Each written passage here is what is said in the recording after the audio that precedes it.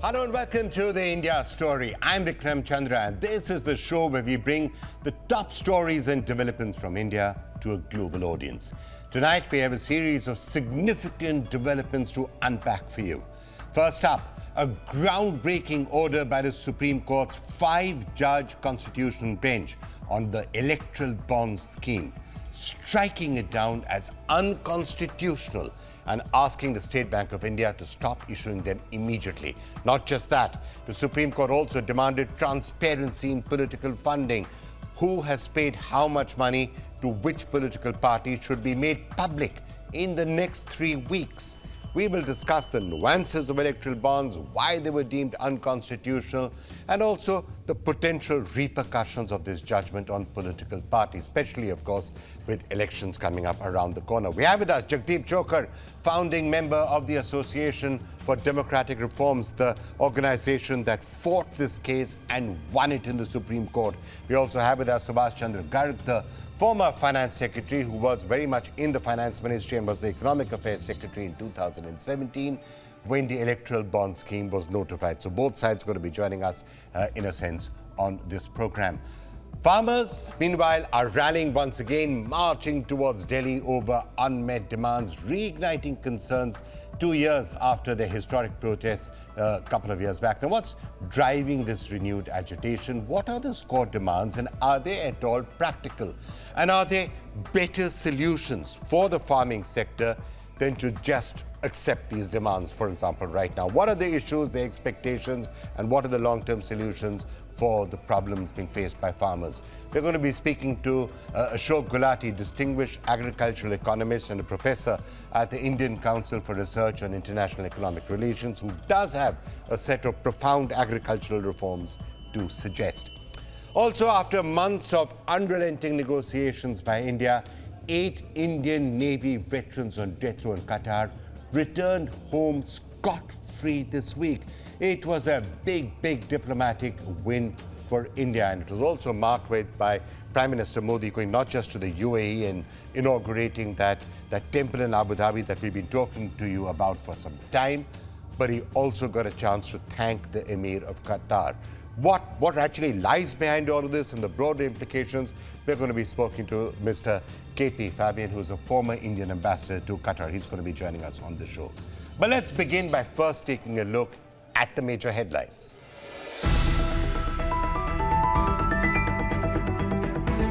India is planning to build naval bases in the Agati and Minicoy Islands in Lakshadweep.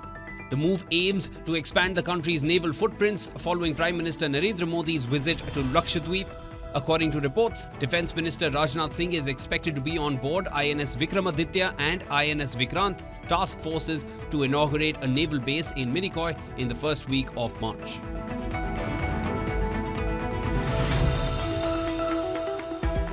Manipur Chief Minister N. Biren Singh has said that people who entered and settled in the state after 1961 would be identified and deported. He said that the action will be taken against all, irrespective of castes and communities. The northeastern state has been rocked by ethnic strife since May last year, and the government has accused a section of immigrants from neighboring Myanmar of fomenting trouble.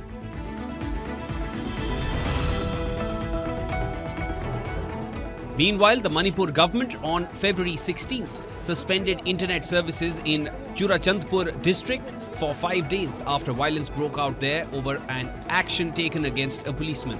The situation in the district remained tense after the offices of the Superintendent of Police and the Deputy Commissioner were vandalized. Vehicles used by security forces were also torched. A mob barged into the police complex following the suspension of a constable after a purported video of him with armed men went viral. But let's start with the big story of the week. Just months before the Lok Sabha elections, the Supreme Court scrapped the centre's electoral bond scheme. A 5-judge constitutional bench of the Apex Court, led by the Chief Justice of India, Chandra, termed the anonymous political funding scheme introduced by the Modi government about 6 years ago unconstitutional and said it violated the constitutional right to freedom of speech and expression and the right to information. The court went further to order the Election Commission to disclose those who had donated and the recipients by March the 13th. Directions were also passed to the State Bank of India to submit the details of the electoral bonds purchased since April 2019 by March the 6th. Before going into the impact that this verdict is going to have on the health of the Indian democracy, let's just first break down the electoral bond scheme into little bits for the understanding of our viewers. Now, essentially, electoral bonds are bearer instruments. They're like currency notes. Introduced in 2018, these bonds have to be bought by the government-run State Bank of India. But they can be donated to parties anonymously. While donors using electoral bonds are technically anonymous, SBI, being a public sector bank, technically can give the governing party access to its data. And that's exactly what many of the petitioners were saying, that it's not really a level playing field because the government may get access to that information, the opposition may not get access to that. So that's part of what the petitioners were arguing before the Supreme Court. Now, coming back to the electoral bonds, there are bearer bonds which are sold in denominations of 1,000 rupees, 10,000 rupees, 100,000 rupees, 1,000,000 rupees, and 10 million rupees. So the last category was by far the largest amount that was being sold, which showed that corporates were really the ones who were coming in and buying it. Those bonds could have been bought by individuals, by groups, or by corporate organizations, and then donated to the party of their choice. Now, while parties are required to reveal the identities of all donors who donate more than 20,000 rupees in cash, the names of those donating by bonds did not have to be revealed, no matter how large the sum was. So clearly, there was some mystery around this entire aspect, and that's why bonds also became a major form of political funding. The election watchdog ADR, the Association of Democratic Reforms, whom we're going to hear more from in this program, found that 56% of all funding in Indian politics came from electoral bonds. Now, it has to be said that that data may also have to be taken by a little bit of a pinch of salt, because that cannot account for a lot of the money under the table that was actually sloshing in. So obviously, now that this scheme has been thrown out, lots of questions arise. What's going to happen in the run-up to 2024? What will be the disclosures that are going to be made? What will be the questions that will be asked around those who've already donated in some form or the other? Are they going to say that our privacy is being taken away? We thought it would be anonymous and now we're going to have to tell people about it. Obviously, questions of quid pro quo will continue to be raised, and there will be one overriding question. Is there a better, a fairer, a more transparent, and a more logical solution so that we don't have to go back to the old ways of everything being done via black money either?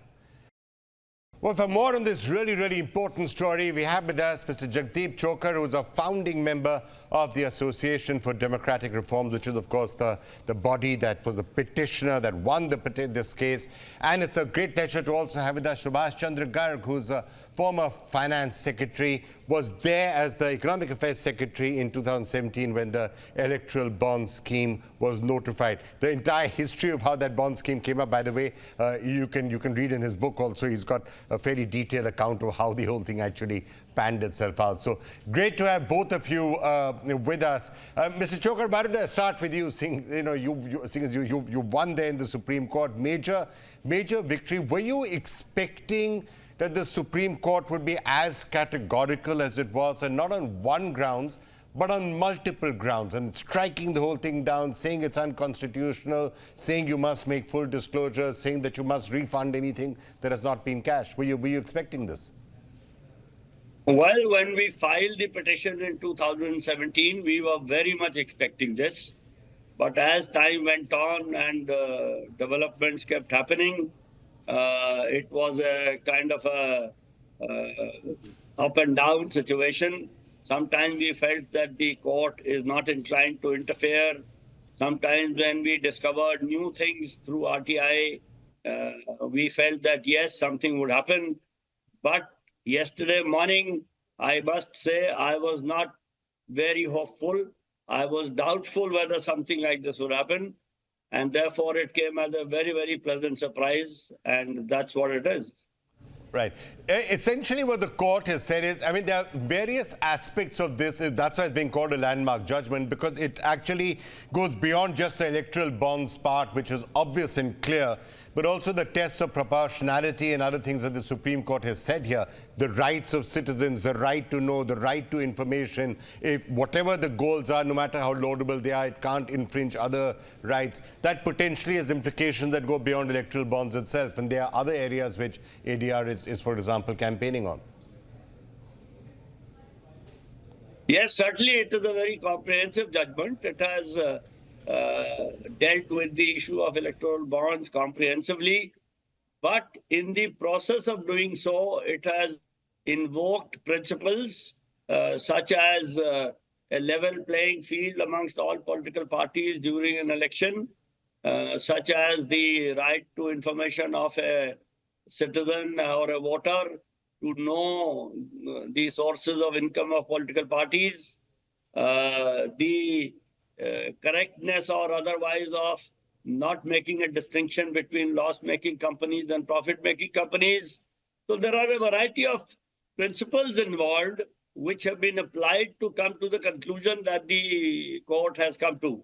And those principles, the way they have been enunciated in the judgment, obviously will have far-reaching impact, because they will, one hopes, be used as a precedent in other cases where such issues might come up.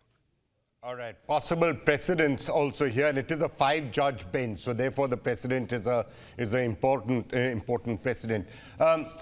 Subhash Chandra, as I said, great to have you with us. Now, you're aware of a lot of the background behind all of this, and you've been quoted extensively, and you've even written articles saying that this is a Pyrrhic victory for Mr. Chhokar and for the country. Why are you saying it's a Pyrrhic victory? See, the wider issue of electoral funding, the black money involved, excessive expenditure, that's something which is beyond what my sort of discussions and opinion on the electoral bonds issue is concerned. The electoral bonds was brought in basically to substitute the cash donations which the corporates were making to the political parties. And that cash donation was made by literally converting the corporate incomes and profits into cash through shell companies or otherwise, given to the political parties in cash, because the law at that point of time allowed 20,000 rupees contribution, individual contribution of less than 20,000, to be made without being recorded by the political parties. So you would split the whatever contributions you want to make in 20,000 or less. And the whole arrangement was that it was a curious case where the legal white money was getting converted into black and cash, and both the sides, the corporates as well as the political parties, were operating through the cash system. So essentially, that was the system that this was designed to overcome, right? And we are going to have to find, that's the system that we've now, in a sense, gone back to after the Supreme Court. So a better solution will have to be found. But I guess what the Supreme Court is also trying to say is that there are other ways of doing this, and there are other possible solutions which don't have some of the pitfalls. Like in this case, the opacity was a pitfall, and the Supreme Court also talking about the need for a level playing field. And in this case, it may well have happened that the government of the day, the central government, would have somehow found the information on who's donating to whom, by asking the State Bank of India or by using the agencies or other such methods. But the opposition doesn't have that power. So therefore, while what you're saying is the laudable purpose of it, that's the reason why this scheme was not the solution, according to the Supreme Court. Is that a valid point, you feel? No, there was an alternative system which was perfectly white kind of thing, where the companies, which was the law that up to 7.5% of the profit you can make through trust or otherwise, which was tax deductible as well. But the proof of the pudding was in eating, and hardly any contribution was being made through that route.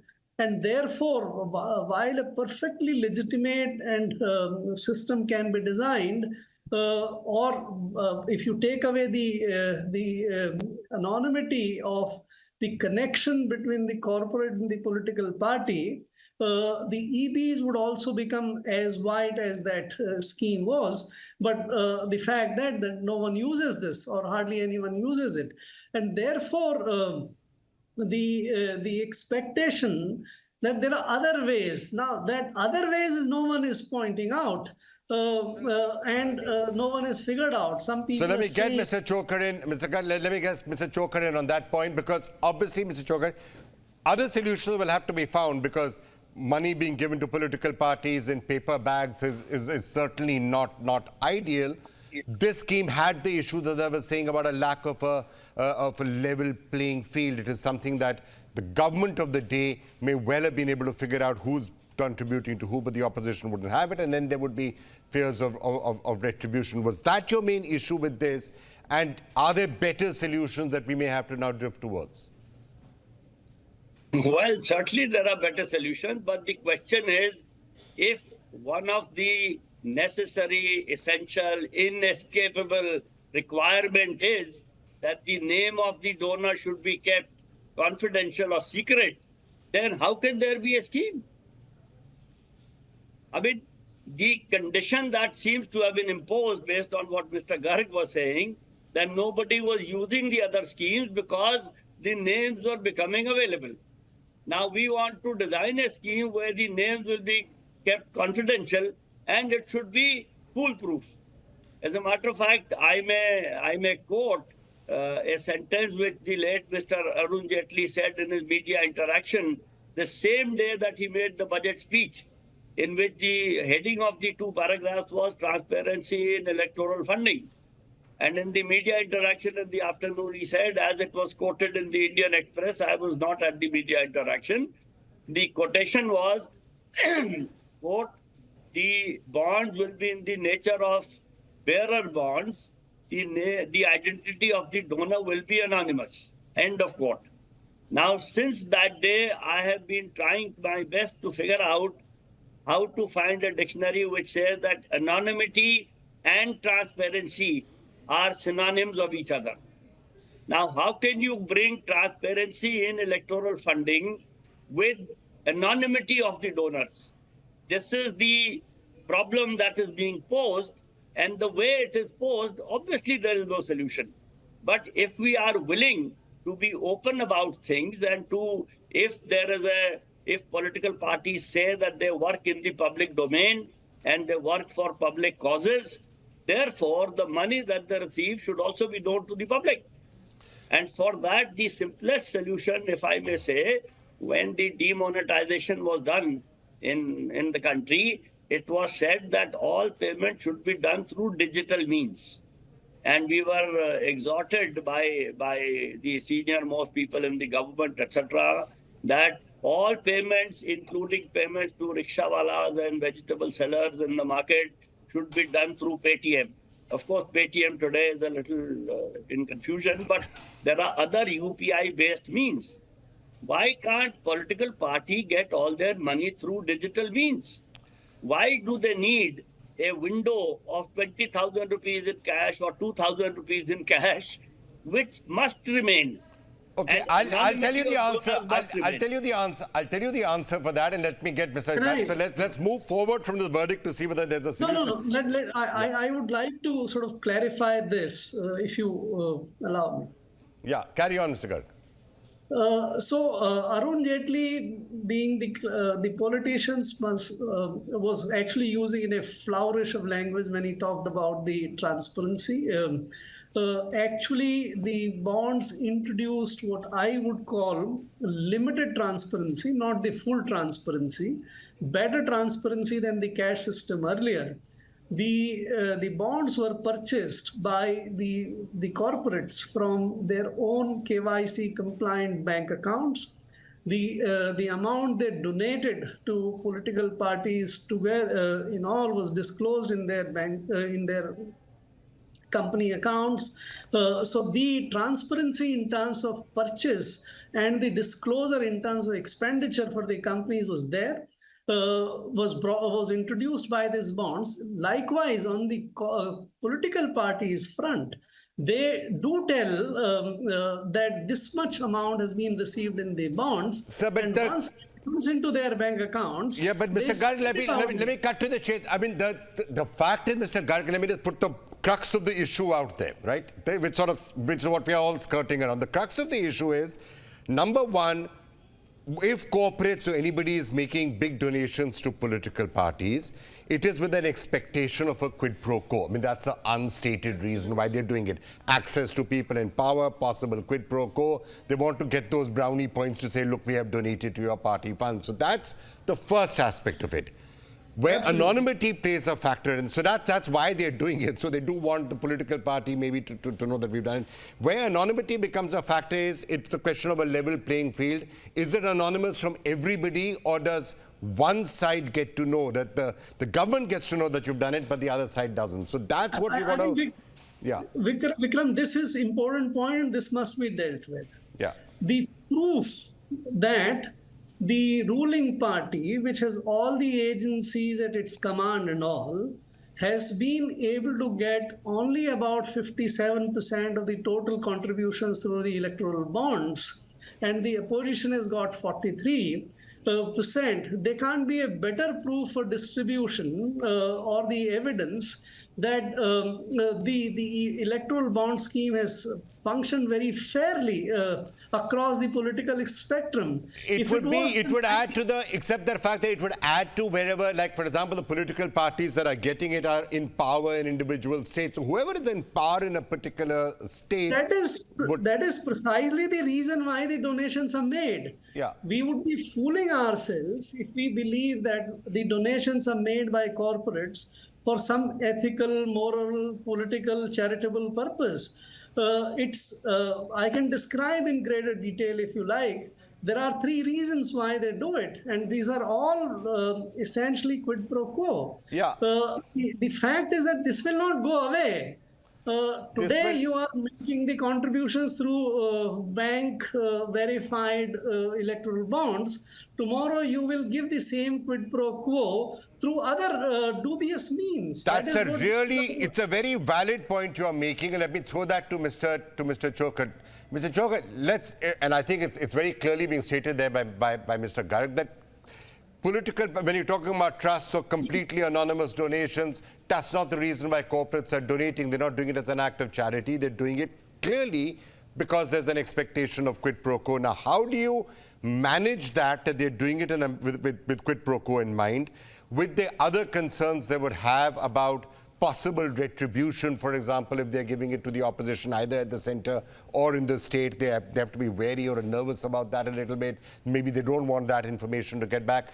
And we don't want to go back to a completely black bag, corruption-driven, black money being used into this sort of a method. So keeping all of these different permutations and combinations in mind, what is the right way to go forward, Mr. Chhokar? Before we go forward, let me go a little backwards to Mr. Garg's observation that Arun Jaitley, in his political flourish, called it transparency. Now, I would submit that Mr. Jaitley did not only call it transparency, it is a part of the parliamentary record. You can take out the finance bill of 2017 and the words transparency in political funding is there in part of the record. It is not linguistic flourish of a politician. He was the finance minister. Yes, he was a politician. He was also a lawyer by profession. All right, but he's not. Let's not get into what he said or he didn't say. Mr. Jaitley, unfortunately, is not here anymore. Vikram, it is important because the question is, on the one side, we say corporates make donations through quid pro quo. Let political parties also say that and accept that. Political parties will continue to say that they do it because they believe in our ideology. The question is, if you say one thing and do another, And All you right. want to say you want to become transparent, but So let's move forward. Let's move forward. How do you do quid pro Hang quo? on, Vikram, hang on. Let me complete. Yeah. You say it is partial transparency, which the Solicitor General in the court said selective transparency. What does it mean? Transparent for whom? And if it is transparent for the ruling party, and then you say the proofs that they have got 53% is that it is working very well. It is proving that it is working exactly the way it was suspected to work. The other difference, Vikram, let me add here, is that in the non-electoral bond system, in the pre-2017 system, Okay. if somebody gave cash to a political party and the person was caught, it would be considered to be a crime. Under the electoral bonds, you are paying the same cash through a so-called legalized route, and it is legally permissible. Okay. You are making a wrong legally permissible and then feeling good about it. That we Okay, have so I'm just trying to ask, are we going to get to a system, and we are actually flat out of time, so maybe you're going to have to postpone this for another day. But in one line, two lines, if you could both tell me, is there a way that we could have political parties being funded, the quid pro quo in inverted commas that is implicit in this being recognized, and yet it happening in a transparent, fair manner, which is not smacking of corruption? Is it possible or is it not possible? Mr. Garg, you want to go first? Very quickly. See, we don't have exact estimates, but my sense is that the electoral bonds did not fund more than 5 to 10% of the total, or more than 10% of the total election-related expenditures, which is much higher. So there is enormous amount of black and other corrupted money which is already into the system. Now, what it will do is that this 7-10%, which was also becoming partial transparent, will go back and merge into it. I don't think there is any good measure which satisfy the tests of full transparency, which can be brought in the country at this moment. That is why I think. Okay, fine. Mr. Chhokar, is there a better solution that we might come up with? Before I end, is there a better solution we might come up with? The solutions will come up only when people are willing to accept quid pro quo, so that people at large are able to assess which decisions of the government are being made under what influence. The quid pro quo and transparency is not for the sake of transparency. People have a genuine desire, believe it or not, to know whether a particular decision or action of the government is taken in national interest or in the interest of a particular corporate. Now, that is the nexus which is being protected fiercely, and unless that nexus comes out into the open, obviously we will not have a solution. All right. Mr. Chhokar, Mr. Garg, I'm going to have to leave it there for the moment. Thank you both so much for joining us. Thank you. Let's now turn our attention to the ongoing farmer protest, which is happening just outside Delhi, about 200 kilometers away from the national capital, Delhi. These are scenes from 2021 and also now the farmers' protest that is unfolding on the Haryana border with Punjab, as groups of farmers are yet again trying to march to Delhi with a familiar demand. They want a law for the minimum support price of their produce. They want it to be framed in legal terms so the government will always buy at a particular price and no one can buy at less than that. Now remember, when the government repealed the 3 farm laws after a year-long protest by the farmers on the borders of Delhi, the retreat to the fields had only begun with the assurance that the government would work with the farmers for the MSP, the minimum support price. While Prime Minister Modi announced the formation of a panel to investigate the contours of MSP, the committee has not come out with an outcome yet. And now farmers are back just before the elections, most of the farmers, incidentally from Punjab, marching to Delhi and saying, you've got to accept our demand or else we're going to continue to protest. Now look, obviously there is a political aspect and a political ramification to all of this. Elections are around the corner. The last thing the government or anybody would want who is in power is to have farmers out there visibly sounding as if they're upset. And that's certainly something that the central government is going to be keeping in mind. And obviously the opposition parties have immediately leapt upon this and said, you know, we're going to try and express some sympathies with the farmers. You had the Congress party, for example, coming up and saying, if we were to form the government, then we would have a law for the MSP.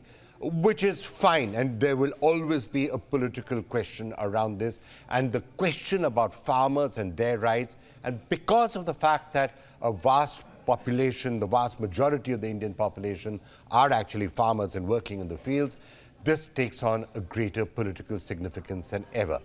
But others will also argue that whatever the discussions are with the farmers, there has to be a certain amount of economical rationale behind it. There are many experts who have been arguing for a certain while that long-term, more sustained reforms are actually called for, because just simple knee-jerk reactions, which are often taken for political reasons, don't always work out well. Yes, there are plenty of poor farmers in the country. They need to be looked after. They need to be given income. Their income needs to be protected. They can't be left to the vagaries of the market. All of that is clear-cut. But it's not completely clear that all the policies that have been put into place in the past, designed to protect farmers, it's not clear that all of them have always worked.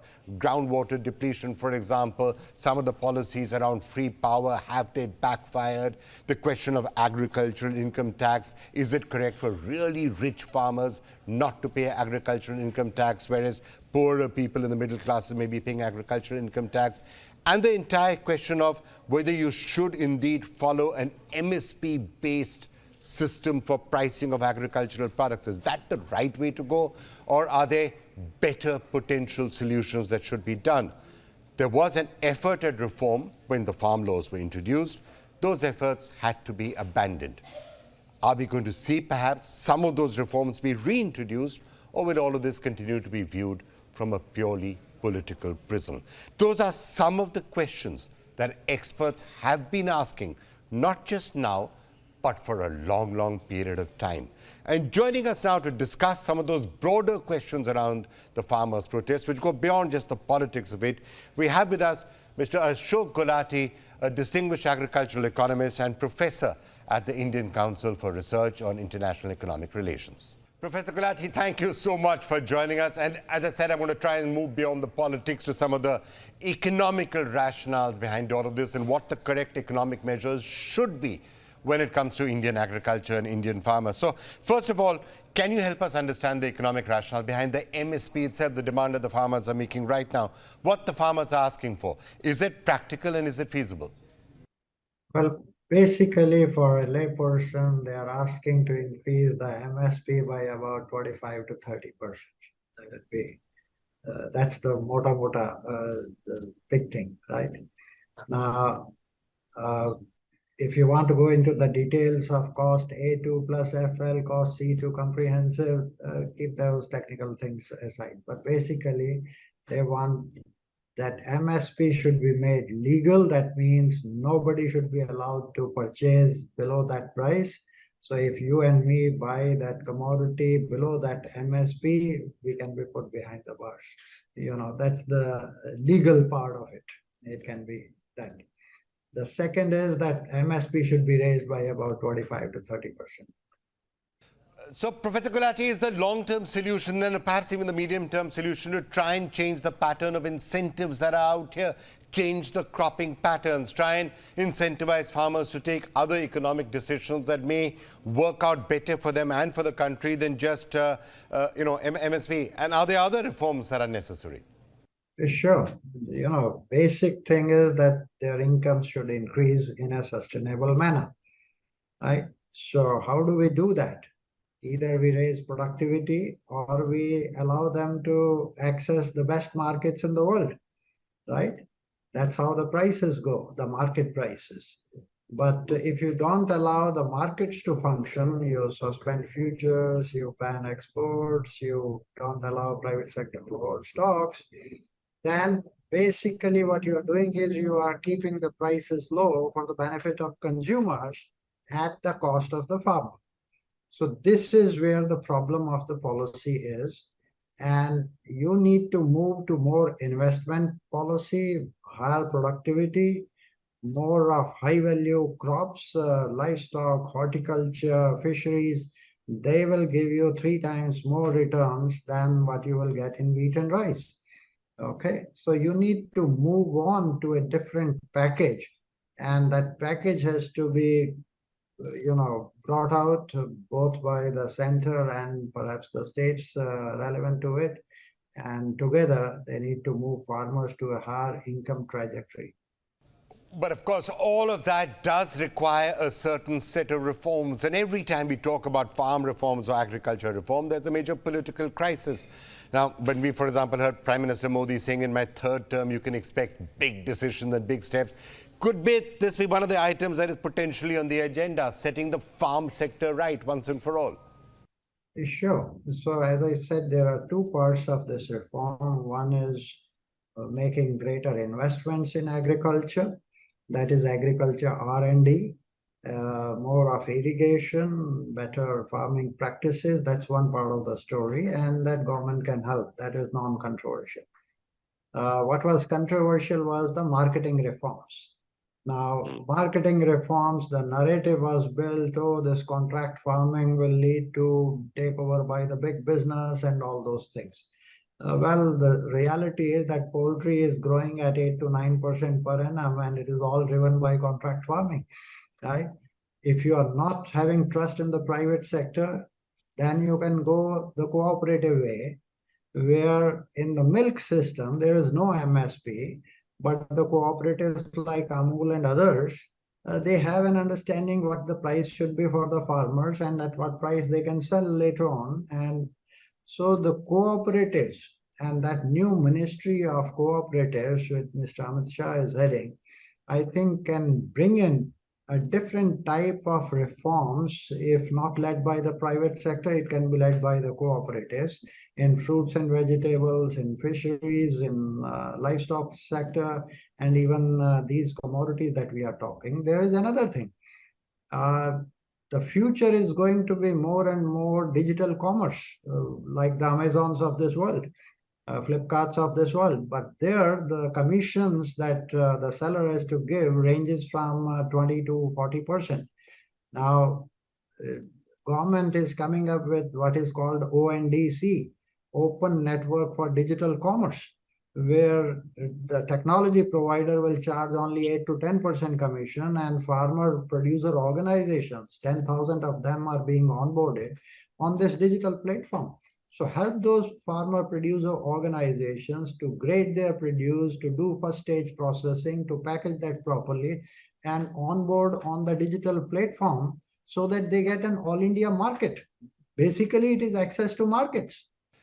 Professor Gulati, would I be correct in saying that essentially what you need are comprehensive reforms and a comprehensive relook at the way things are done? Otherwise, knee-jerk reactions are, politically perhaps very attractive, but they can have their own effect. I'm just going to give you one example, drawing of groundwater in Punjab linked to free electricity for farmers in Punjab. Now, that was done for a particular reason, perhaps for a political reason, but look at the consequences, which can go in a number of areas. Those consequences have gone not just from groundwater depletion and a certain cropping pattern, but also to air pollution because of stubble burning. That's what happens when you're not thinking these things through in a comprehensive and in a sustainable manner. Very right. But you have counted only 1/4 of the problem, only stubble burning.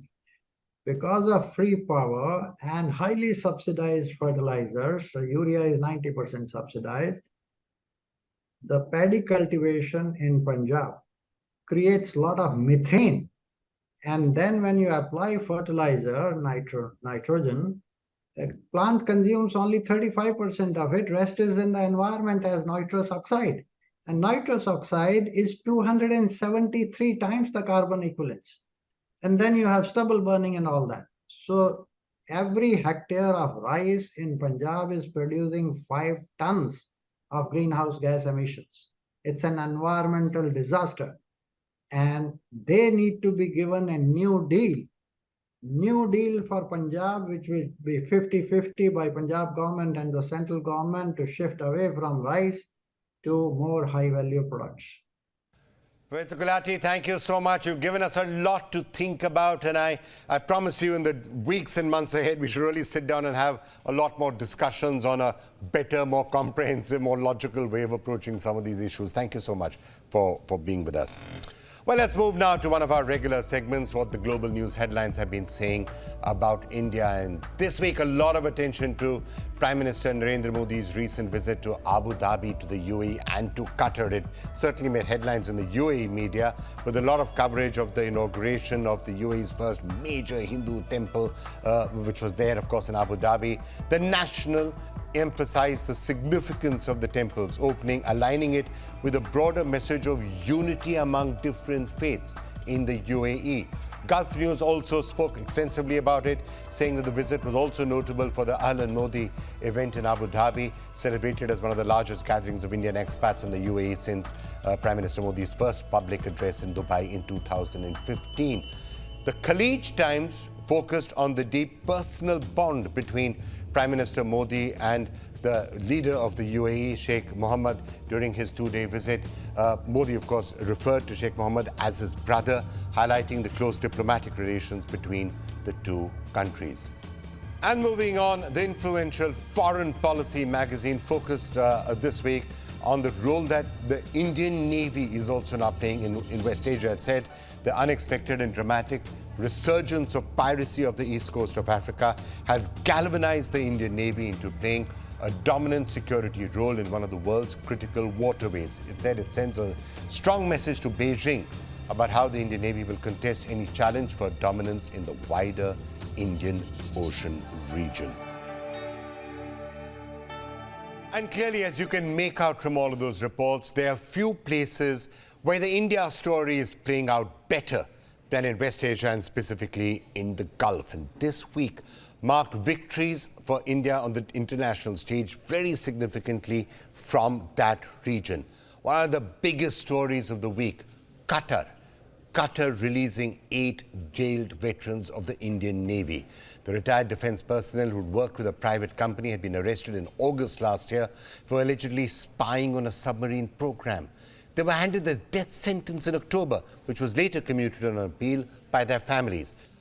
After months of relentless negotiations being led by the Ministry of External Affairs, by the National Security Advisor, and personally overseen by the Prime Minister himself, those veterans returned home scot-free.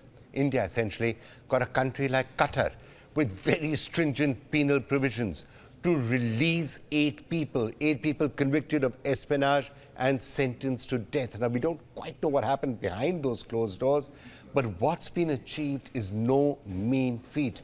India sending a clear message to its citizens that the country is capable and willing to protect them wherever they are, whatever the circumstances.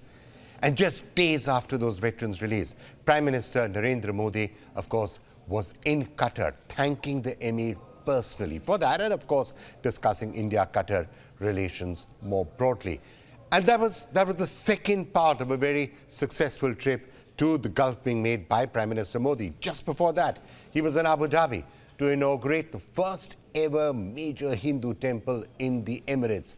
This traditional stone temple has been built on a 27-acre campus gifted by the UAE government. The Prime Minister had laid the foundation for the temple in 2018.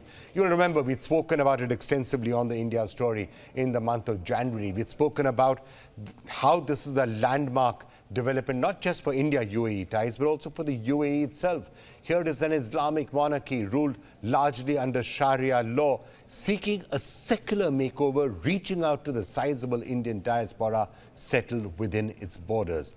Perhaps another feather, of course, for India's rather firm foreign policy with its non-partisan stance on the Russia-Ukraine war, a refusal to back down in the row with Canada, demand for a due representation at the United Nations. India is sending a strong signal. It's putting its national interests first. And the more it does so, and the more it sends that message that Indian citizens will be protected, the more the impact that we will see in country after country. And what's happened with Qatar in particular is particularly noteworthy. And that's why it's great now to be joined by Mr. KP Fabian, who's the former ambassador of Qatar. Ambassador Fabian, you know Qatar better than just about anybody else. How was this achieved? How did this happen? How were they from death sentence to commuting to being released and coming home? How was this achieved?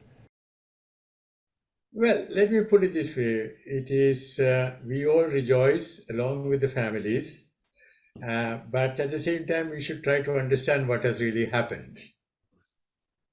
Now, both of us said we are very, very happy that our people are back.